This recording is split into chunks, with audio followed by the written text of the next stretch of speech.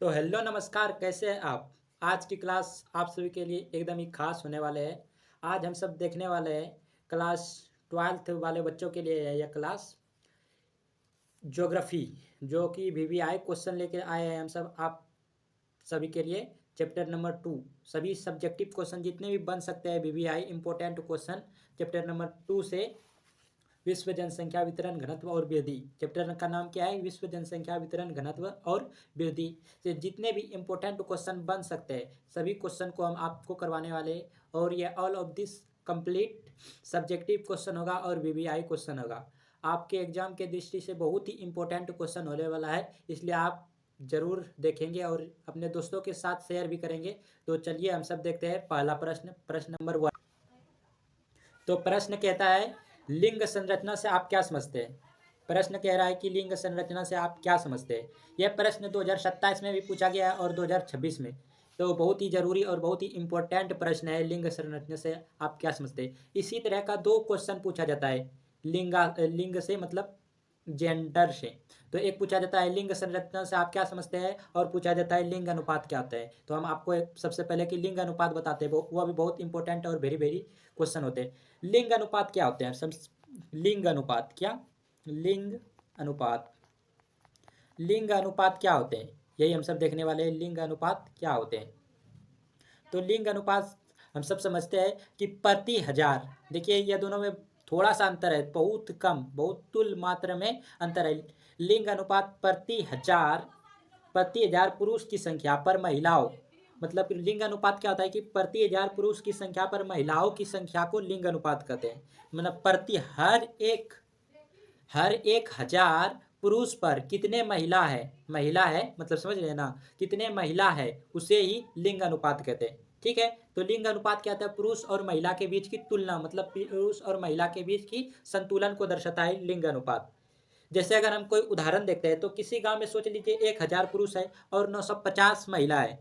1000 किसी गांव का ले लिए, किसी एक विशेष क्षेत्र के अंतर्गत हम ले लिए, उसमें 1000 पुरुष है और 950 महिला है। तो वहाँ का लिंगानुपात क्या होगा? वहाँ का लिंगानुपात अगर पूछेगा तो 950 होगा। क्यों? क्योंकि महिला की संख्या को ही लिंगानुपात कहा जाता है। और एक अगला उदाहरण है, 1000 पुरुष और 150 महिला है। अगर 1000 पुरुष है, देखिए पुरुष की संख्या हमेशा 1000 रहेगा, 100। पुरुष की संख्या कितना होगी? 1000 होगी एकदम हमेशा। पुरुष की संख्या हमेशा 1000 रहेगी, जबकि महिला की संख्या 1000 से प्लस भी हो सकता है और कम भी हो सकता है। तो लिंगानुपात जो है इसका फॉर्मूला क्या होता है?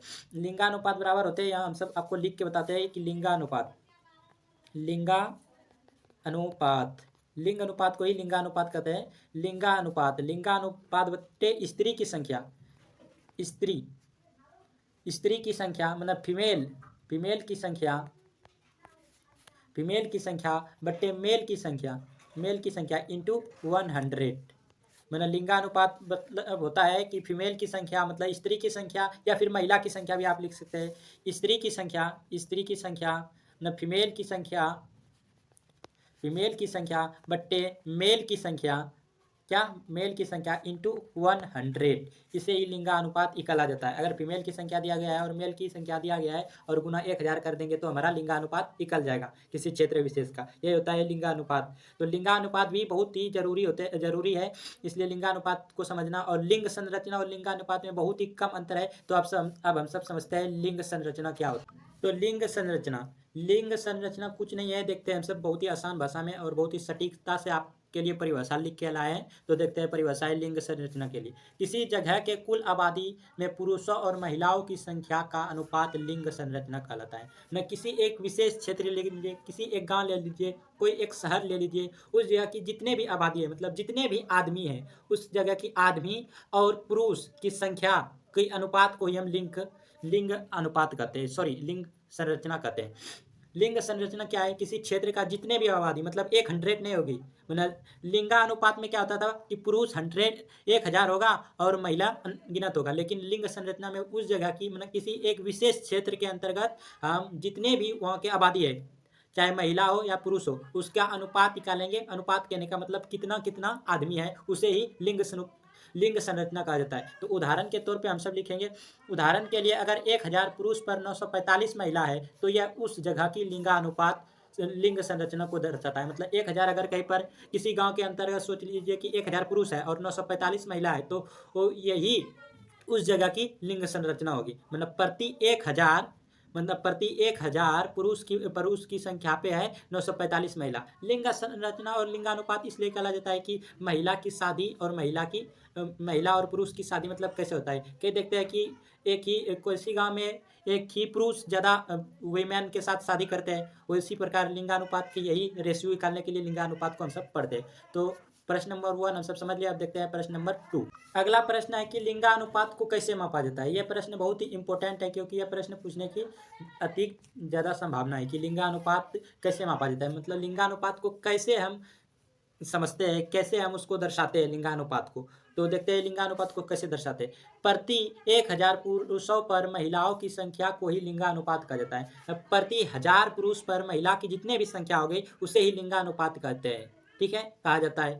लिंगानुपात का मतलब है, लिंगानुपात का सीधा और सिंपल मतलब है पुरुष और महिला की गिनती का तुलना करना। पुरुष कितना है और महिला कितना है उसे ही लिंगानुपात कहते हैं। ठीक है, जितना पुरुष है जितना महिला है उसकी गिनती करना ही लिंगानुपात कहलाता है। तो लिंगानुपात का फॉर्मूला होता है, मतलब लिंगानुपात को निकालने की तरीका होता है, फॉर्मूला सूत्र बोल दीजिए। लिंगानुपात को निकालने की तरीका होता है स्त्री की संख्या बटे पुरुषों की संख्या गुना 1000। यही अभी लिंगानुपात के बारे में अभी आपको और डिटेल में बताए थे प्रश्न नंबर 1 में, वही प्रश्न पूछ लिया है यहाँ पर प्रश्न नंबर 2, लिंगानुपात कैसे मापा जाता है। ठीक, तो आप सबको बता दें एकदम डिटेल में सरल भाषा में। तो आप सब पढ़ते हैं अगला प्रश्न की ओर। प्रश्न नंबर 3 मोस्ट इम्पोर्टेंट। अगर इस चैप्टर में जितने भी प्रश्न बनते हैं उस प्रश्न में सबसे ज़्यादा इंपॉर्टेंट है तो प्रश्न नंबर 3। यह प्रश्न हमेशा पूछा जाता है। यह प्रश्न 5 नंबर का होता है। ये प्रश्न जो प्रश्न 3 आपको भी बताने वाले हैं, यह प्रश्न 5 नंबर का पूछा जाता है। देखते हैं हम सब प्रश्न क्या कहता है। प्रश्न है जनसंख्या वितरण को प्रभावित करने वाले किन्हीं 4 कारकों का उल्लेख करा। मतलब जनसंख्या वितरण मतलब जनसंख्या का बंटवारा। कहीं पर जनसंख्या मतलब आबादी, कहीं पर आबादी ज़्यादा होते हैं, कहीं पर आबादी कम होते हैं। कैसे आबादी किसी जगह पर कम होता है, किसी जगह पे ज़्यादा होता है, क्यों होता है, ये कारण बताना है कि जनसंख्या वितरण को प्रभावित करने वाले किन्हीं 4 कारकों का उल्लेख करें। इसी प्रश्न को दूसरे रूप में पूछा जाता है, विश्व में जनसंख्या के वितरण को प्रभावित करने वाले भौगोलिक कारकों का वर्णन करें। मतलब जनसंख्या वितरण के अंतर्गत एक छोटा तो टॉपिक के कारण को पूछा है। जैसे भौगोलिक कारण वैसे होता है, तो आर्थिक कारण, भौगोलिक कारण, राजनीतिक कारण, सामाजिक कारण सभी की वजह से जनसंख्या का वितरण को प्रभावित होता है। तो हम सब देखते हैं डिटेल में जनसंख्या वितरण को प्रभावित करने वाले कारक। तो इस तरह है। तो हम सब प्रश्न समझते हैं जनसंख्या वितरण को प्रभावित करने वाले कारक। तो जनसंख्या वितरण को जो प्रभावित करता है वो कई कारण हो सकते हैं। सबसे पहले तो भौगोलिक कारण हो सकते हैं, फिर आर्थिक कारण हो सकते हैं। भौगोलिक कारण किस तरह होगा और क्या होगा। भौगोलिक कारण में आ जाएगा जल की उपलब्धता हो सकता है भौगोलिक कारण में। और हो सकता है भू आकृति, मतलब जमीन की रूपरेखा से भी जमीन की रूपरेखा से भी जनसंख्या का वितरण होता है, जनसंख्या प्रभावित होता है। और फिर आ जाएगा जलवायु, आ जाएगा मिट्टी, आ जाएगा मिट्टी। जहाँ पर अगर उपजाऊ ज़्यादा होगा तो वहाँ पर खेती ज़्यादा होगा, तो खेती ज़्यादा होगा तो वहाँ आदमी ज़्यादा रहेगा। जलवायु मतलब मौसम, जहाँ का मौसम मस्त रहेगा, एकदम शुष्क मौसम रहेगा तो वहाँ जनसंख्या ज़्यादा रहेगा, वहाँ आदमी ज़्यादा रहेगा। क्योंकि किसी को आनंदमय ज़िंदगी जीने के लिए बहुत मस्त मौसम तो चाहिए ही ना। तो उसीलिए वहाँ पर आबादी ज़्यादा होगा, वहाँ पर जनसंख्या ज़्यादा होगा। और भू आकृति में ज़मीन की रूप अगर कहीं मैदानीय क्षेत्र होगी तो वहाँ आबादी ज़्यादा होगी। जबकि सड़क मैदान में क्यों आबादी ज़्यादा होगी, क्योंकि मैदान में सड़क और जो भी चीज़ें होते हैं सरकार के द्वारा वो बनाना बहुत ही ज़्यादा आसान होता है। जबकि पहाड़ी क्षेत्रों में पानी की भी बहुत कठिनाई होती है। ये सब के साधन की वजह से पहाड़ी क्षेत्रों में कम होती है। तो और अगला आता है आर्थिक कारण। आर्थिक कारण के अंतर्गत आएगा खनिज, फिर नगरीकरण, औद्योगिकरण और खनिज। जैसे आर्थिक क्षेत्र में आएगा खनिज, तो खनिज जहाँ पर ज़्यादा खनिज मिलेगा, खनिज संसाधन ज़्यादा होगा तो वहाँ पर जनसंख्या ज़्यादा होगा, क्योंकि वहाँ की पैसा और उद्योग और रोजगार के अवसर मिलेगा, इसलिए वहाँ पर जनसंख्या ज़्यादा होगा। नगरीकरण मतलब शहर का विकास होना। जहाँ पर शहर का विकास होगा तो वहाँ रोजगार ज़्यादा होगा, यात्री और अच्छा अस्पताल, अच्छा सुरक्षता अच्छा रहेगा, हॉस्पिटल रहेगा। इस सब के वजह से नगरीकरण में भी जनसंख्या पर प्रभाव पड़ेगा, जिसके कारण वहाँ पर भी जनसंख्या आबादी ज़्यादा होगी। औद्योगिकरण मतलब जहाँ पर उद्योग फैक्ट्री अगर अधिक लगेगा तो वहाँ रोजगार के अवसर मिलेगा और मजदूरी दर भी बढ़ेगी। मतलब वहाँ से जो भी सुविधा प्राप्त होगी जिसके कारण जनसंख्या को प्रभावित होगा, अर्थात जनसंख्या बढ़ेगा या फिर घटेगा। प्रभावित कहने का अर्थ है जनसंख्या बढ़ेगा या फिर घटेगा। तो हम सब देखते हैं डिटेल में एक्सप्लेन करते हैं जैसे लिखे है इसी तरह आपको लिखना है एकदम स्मूथ तरीका से, ताकि आपको कोई परेशानी ना हो। ठीक है, तो हम सब देखते हैं। जनसंख्या वितरण को प्रभावित करने वाले 4 कारण इस प्रकार, मतलब 4 कारण हम भौगोलिक कारण के अंतर्गत लिखे हैं इस तरह। यह प्रश्न भी पूछेगा तो यही सब लिखना है, और यह भी प्रश्न पूछेगा तो यही सब लिखना है। तो जनसंख्या वितरण को प्रभावित करने वाले 4 कारक इस प्रकार है, जो अभी हम सब देखने वाले हैं। तो 1 नंबर में लिखेंगे जल की उपलब्धता। भौगोलिक कारण के अंतर्गत लिखेंगे जल की उपलब्धता। जल की उपलब्धता से कैसे जनसंख्या वितरण को प्रभावित होगा? अगर जहाँ पर ज़्यादा जल मिलेगा, स्वच्छ जल मिलेगा, तो वहाँ पर आदमी ज़्यादा रहेगा, क्योंकि जल के बिना जीवन संभव ही नहीं हो सकता। तो जहाँ पर जल नहीं मिलेगा तो वहाँ इंसान रहेगा, स्वाभाविक सी बात है, वहाँ पर इंसान नहीं रहेगा, जिसके कारण जल की उपलब्धता से वहाँ पर आबादी ज़्यादा होगा। ठीक है, तो देखते हैं पानी जीवन का आधार है, इसमें लिखेंगे जल की उपलब्धता में पानी जीवन के आधार है, इसलिए लोग वहाँ रहना पसंद करते हैं जहाँ पानी आसानी से मिलते हैं। इसी कारण नदी घाटी में सबसे ज़्यादा लोग रहते हैं, और यही कारण है कि सभी जितने भी सभ्यता सब है वह नदी के किनारे बसे हुए, जितने मोहनजोदड़ो, हड़प्पा, जितने भी सब सभ्यता है वो सब, इजिप्ट, जो मिस्र की सभ्यता है, वो अभी जल मतलब नदी के किनारे या फिर समुद्र के किनारे बसे हैं। क्यों? क्योंकि वहाँ पर पानी की उपलब्धता एकदम आसानी से हो जाता है। आसानी के हो जाने के कारण वहाँ पर आदमी आज ज़्यादा रहता है। सिंधु घाटी सभ्यता में भी देखिए, सभी जितना भी नगर है, चाहे कोई भी नगर ले लीजिए, वो सब जल के किनारे मतलब नदी के किनारे ही विकसित हुआ है। यही कारण है, क्योंकि जल नहीं रहेगा तो फिर वहाँ पर जीवन संभव ही नहीं है। तो हम सब देखते हैं अगला पॉइंट है भू आकृति, मतलब जमीन की स्वरूप। जमीन से कैसे प्रभावित होगा जनसंख्या? अगर कहीं पर पहाड़ रहेगा तो कहता है कि पहाड़ की तुलना में मैदान में घर, खेती, सड़क और उद्योग बनाना आसान होता है, इसलिए मैदानी इलाकों में ज़्यादा लोग रहते हैं। पहाड़ में ज़्यादा लोग रहेगा या फिर मैदान में? पहाड़ कहने का मतलब है ऊबड़ खाबड़ जमीन, और मैदान करे का मतलब है समतल जमीन, एकदम ही सौर बराबर, सौर की तरह जमीन को ही मैदान कहते हैं। जब मैदान रहेगा तो वहाँ खेती भी अच्छी होगी, और वहाँ पर सड़क भी बनेगी, उद्योग भी बनेगी, उद्योग धंधे होगी, जिसके कारण विकास नहीं होगी और रोजगार मिलेगा, जिसके कारण वहाँ पर रहेगा, आबादी ज़्यादा होगी। स्वाभाविक सी बात है। तो भू आकृति भी निर्धारित करता है कि जनसंख्या कहाँ पर ज़्यादा होगा और कहाँ पर कम होगा। तो अगला पॉइंट है जलवायु, मतलब मौसम। मौसम भी निर्धारित करता है कि जनसंख्या कहाँ ज़्यादा होगा या फिर कहाँ कम होगा।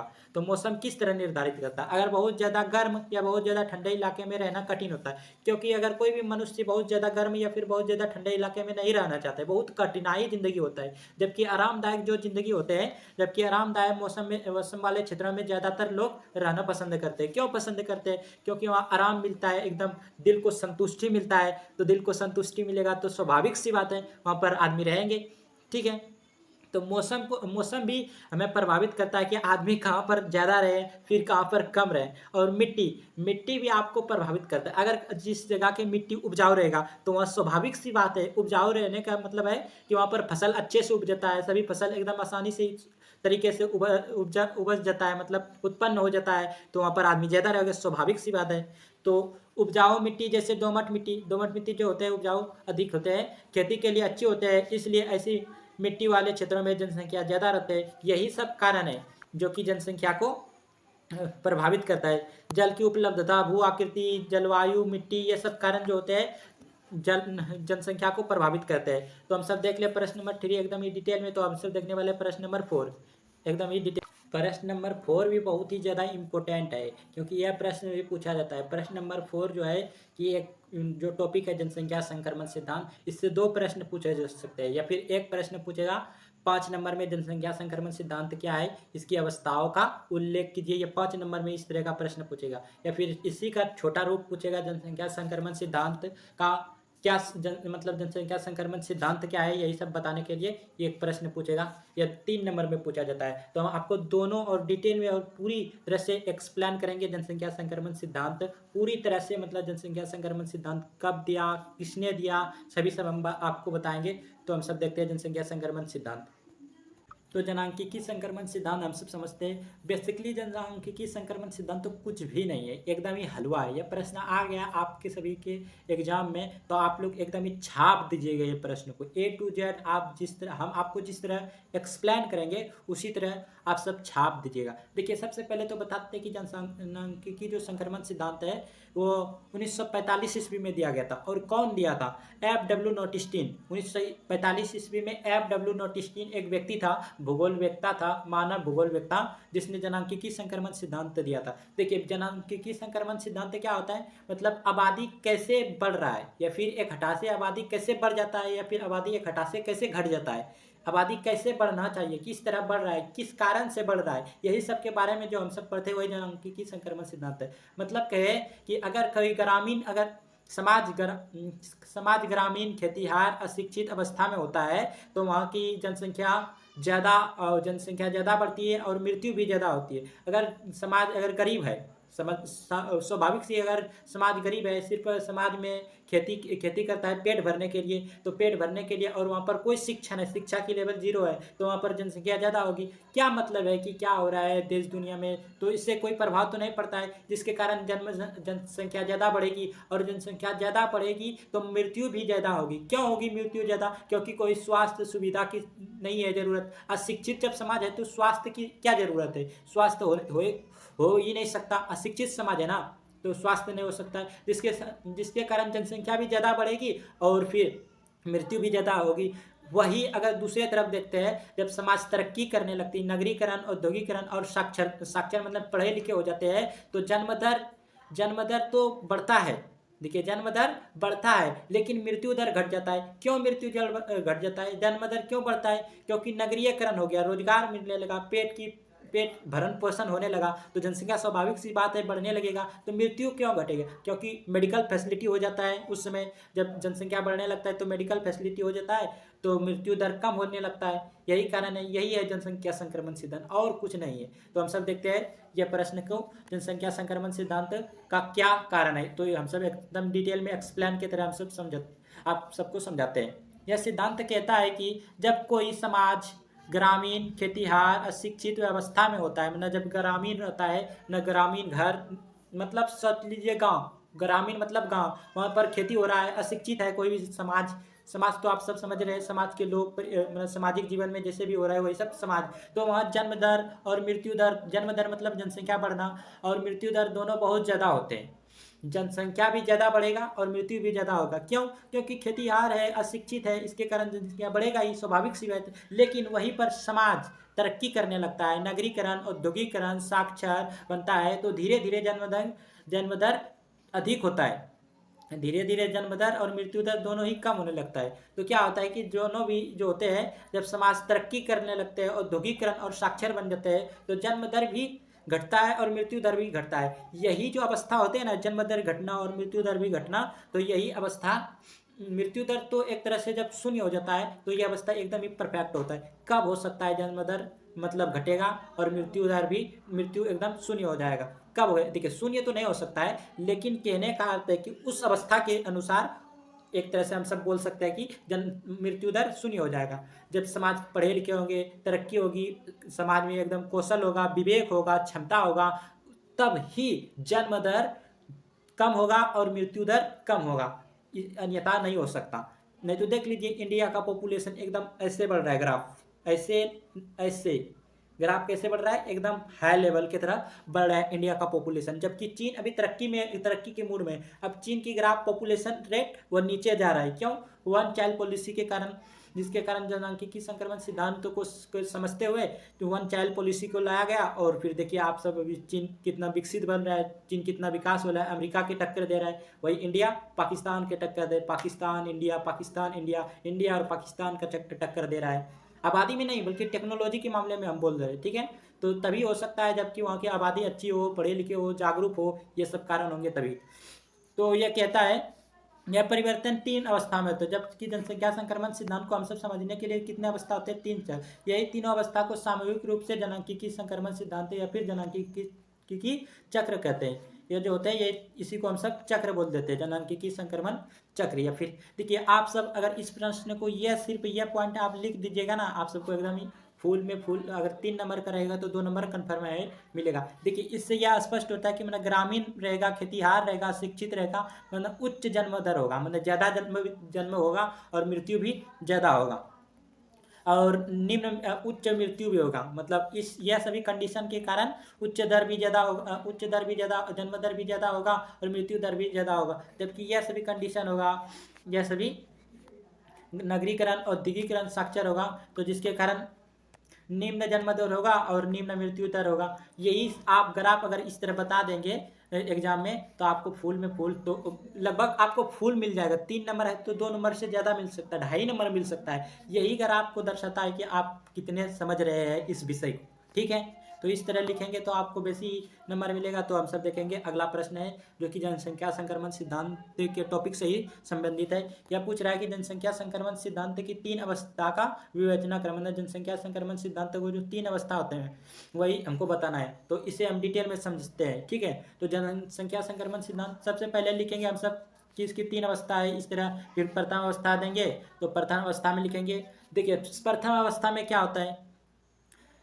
प्रथम अवस्था में होता है कि इस समय, मतलब प्रथम अवस्था के समय जन्म दर और मृत्यु दर दोनों ही बहुत ज़्यादा होते हैं। कैसे, देखिए जब प्रथम अवस्था जब शुरू होता है जन्म दर भी ज़्यादा होगा और मृत्यु दर भी ज़्यादा होगा। कैसे, क्योंकि उस समय कोई इलाज नहीं होगा, अगर कोई महामारी है तो मृत्यु ज़्यादा होगा, जिसके कारण बच्चा ज़्यादा पैदा करते हैं क्योंकि मर जाएगा। इस स्वाभाविक सी बात है, अगर महामारी बीमारी आए तो सभी आदमी मर जाते हैं। आप सुने होंगे कि दादा दादी से कि पुराने ज़माने में जनसंख्या भी ज़्यादा रहता था, अगर कोई बीमारी जैसे हैजा सब आते थे तो पूरा का पूरा ही गाँव को साफ करके, मतलब पूरा गाँव का आदमी मर जाता था हैजा आने के कारण। सोचिए हैजा का बीमारी का इलाज नहीं है तो जनसंख्या बढ़ाएंगे, इसीलिए तभी तो जनसंख्या बचे रहेंगे, मतलब आदमी बचे रहेगा, अपना बेटा बेटी को पाल पोस के रखेगा, इसीलिए ज़्यादा बच्चा पैदा करते थे, यही एक कारण है। और इसमें अगला पॉइंट है, लोग ज़्यादा बच्चा पैदा करते थे क्योंकि शिक्षा और जागरूकता कम थे। मतलब लोग क्यों ज़्यादा बच्चा पैदा करते, क्योंकि समझता नहीं था, जानता नहीं था कि इसका कोई इलाज हो सकता है, कोई बीमारी कोई महामारी के अगर कारण आदमी मर रहा है तो इसका इलाज हो सकता है। ये सब समझता ही नहीं था, जिसके कारण ज़्यादा बच्चा पैदा कर रहे और अपने जीवन को व्यर्थ तो नहीं बोल सकते, लेकिन जिस तरह आदमी का विवेक बुद्धि होता है उसी के तरह जीता है। और अगला पॉइंट है, बीमारी महामारी और खराब स्वास्थ्य सुविधा के कारण बहुत लोग मर जाते थे। यही कारण है कि ज़्यादा लोग मरते थे, और इसका उल्टा होगा कि ज़्यादा लोग जन्म फिर यह जो होते थे तो इसका नतीजा यह होता था, मतलब ये सभी कंडीशन जो हो रहे थे तो इसका नतीजा यह होता है जनसंख्या बहुत ही धीरे धीरे बढ़ती थी। कैसे धीरे धीरे बढ़ेंगे, क्योंकि जितना जन्म ले रहा है उतना तो मर ही रहा है, तो मतलब एक तरह से बोल सकते हैं जनसंख्या रुक जाता था, ये बहुत धीरे धीरे बढ़ता था, धीरे धीरे ग्राफ ऐसे ऐसे ऊपर चढ़ता। ऐसे नहीं होता कि एक हटा से ऊपर जाता था, एक हटा से ऊपर जाता था फिर गिर जाता था, तो गिरा, एक ऊपर गया फिर गिर गया। तो एक तरह से देखते हैं जनसंख्या मतलब आबादी जो है धीरे धीरे ही तो बढ़ रहा है ना, धीरे धीरे बढ़ रहा है, क्योंकि बीमारी महामारी कारण से धीरे धीरे आबादी बढ़ते हैं। तो फिर दूसरा अवस्था जब शुरू होता है तो इस अवस्था में क्या होता है कि थोड़ा थोड़ा जागरूकता हो जाता है और मेडिकल फैसिलिटी भी आ जाता है, दवाई सब भी आ जाता है, जिसके कारण दवाई सब आने के कारण जनसंख्या बहुत स्पीड बढ़ जाता है और जनसंख्या बहुत स्पीड बढ़ जाता है और मृत्यु दर कम हो जाता है, जिसके कारण सोचिए अगर मरेगा कम और जनसंख्या मतलब बढ़ेगा ज़्यादा, बच्चा पैदा कम ज़्यादा होगा और मृत्यु कम होगा, तो स्वाभाविक सी बात है उस क्षेत्र की आबादी बढ़ेगी ना, क्योंकि मर रहा है कम और बच्चा पैदा हो रहा है ज़्यादा, मर रहा है कम बच्चा पैदा हो रहा है ज़्यादा, तो स्वाभाविक सी बात है कि उस क्षेत्र की जनसंख्या बढ़ेगी। तो वही है दूसरी अवस्था। दूसरी अवस्था में कहता है कि शुरुआत में जन्म दर अभी भी ज़्यादा होता है, मतलब शुरुआत जब होते हैं दूसरी अवस्था का, लेकिन समय के साथ कम होने लगता है। समय के साथ मतलब जब समय अंत होने लगता है, दूसरा अवस्था अंत होने लगता है, तो जनसंख्या एकदम ही कम होने लगता है। क्यों जन्म दर ज़्यादा होता है, इसका रीज़न यह है कि स्वास्थ्य सुविधा, दवाई और सफाई बेहतर होने के कारण मृत्यु दर तेज़ी से घट जाता है, जिसके कारण जनसंख्या बढ़ जाता है। सोचिए मृत्यु, देखिए कंडीशन ये है, मृत्यु घटेगी, मतलब मृत्यु अगर कम होगी तो आदमी बढ़ेगी, ये बात तो सब जानता है। अगर किसी गांव में 1000 लोग हैं तो वहाँ की अगर मरते एक साल में उस गांव में 10 लोग मर रहा है, तो मतलब एक साल में अगर 10 लोग मर रहा है तो मतलब कम मर रहा है। वही अगर किसी गांव में सोच लीजिए 2000 लोग हैं और वहाँ एक साल में लगभग 1200 आदमी मर रहा है, तो आबादी बढ़ेगी या फिर घटेगी? इसका स्वाभाविक सी बात है कि आबादी घट रहे हैं। यह नहीं देखा जाता है कि आबादी में कैसे बढ़ रहे हैं, मतलब आबादी तो अधिक है लेकिन जो बचता है, जो बच के निकलता है, खा पी के जो बच के निकलता है वह तो कम ही है ना। यहाँ डाटा अंतिम का देखा जा रहा है। ठीक है, यही सब का ये जो स्वास्थ्य सुविधा और दवाई की जब खोज हो जाती है जिसके कारण मृत्यु कम होते हैं और जनसंख्या बढ़ने लगता है। और तीसरा वजह से इस वजह से क्या होता है, मतलब दूसरे स्थिति में इस वजह से जनसंख्या बहुत तेज़ी से बढ़ते हैं। क्यों बढ़ते हैं बहुत तेज़ी से? क्योंकि जन्म दर और मौत कम होती है, जन्म ज़्यादा होते हैं और मृत्यु कम होते हैं। उदाहरण इस अवस्था में जो अभी ये अवस्था द्वितीय अवस्था में अभी भारत और चीन है। देखिए चीन को तो हम नहीं बोल सकते क्योंकि चीन अभी विकास की ओर बढ़ गए, तो ये चीन अभी बहुत ज़्यादा ही विकास कर रहा है।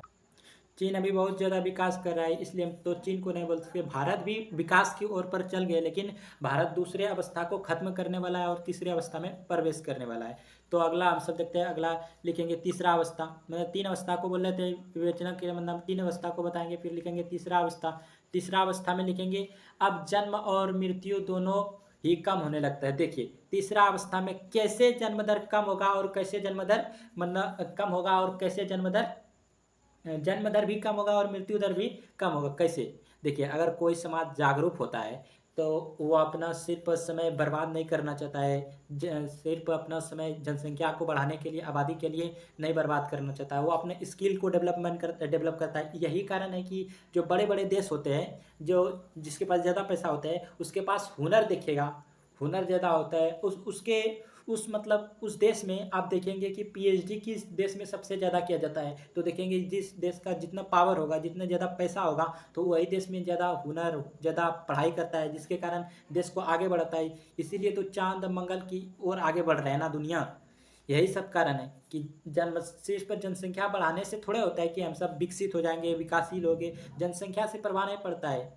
मतलब हाँ, कम जनसंख्या रहेगा और कम सब कुछ, हेल्थ केयर सब कुछ एकदम संतुलित रहेगा, मेंटेन रहेगा, तो हम आगे आगे की सोच रखेंगे, हम सब आगे सोचेंगे, आगे और बढ़ेंगे। यह सब होता है। तो तीसरा अवस्था में क्या होता है, अब जन्म दर और मृत्यु दर दोनों ही कम होने लगते हैं। क्यों होने लगते हैं कम? जनसंख्या बढ़ने की रफ्तार बहुत धीमी हो जाती है और कई बार लगभग स्थिर हो जाता है। मतलब इस अवस्था में, तीसरा अवस्था में जनसंख्या बढ़ना ही रुक जाता है, बढ़ता ही नहीं। मतलब अगर एक साल में 1000 जनसंख्या बढ़ रहा है, 1000 है, तो अगला साल भी ऐसा हो सकता है कि 1000 जनसंख्या हो उस क्षेत्र की, 1000, किसी एक क्षेत्र की विशेष की, उस क्षेत्र की 1000 जनसंख्या हो। क्योंकि वहाँ की समाज जागरूक है, समाज जानता है कि जनसंख्या से कुछ नहीं होता है। अगर अपने आप को आगे बढ़ाना है तो अपने स्किल को आगे बढ़ाना होता है, अपने क्षमता, विवेक, बुद्धि को आगे बढ़ाना होता है, तब अपने आप को आगे बढ़ सकता है। सिर्फ जनसंख्या से थोड़े ना होता है।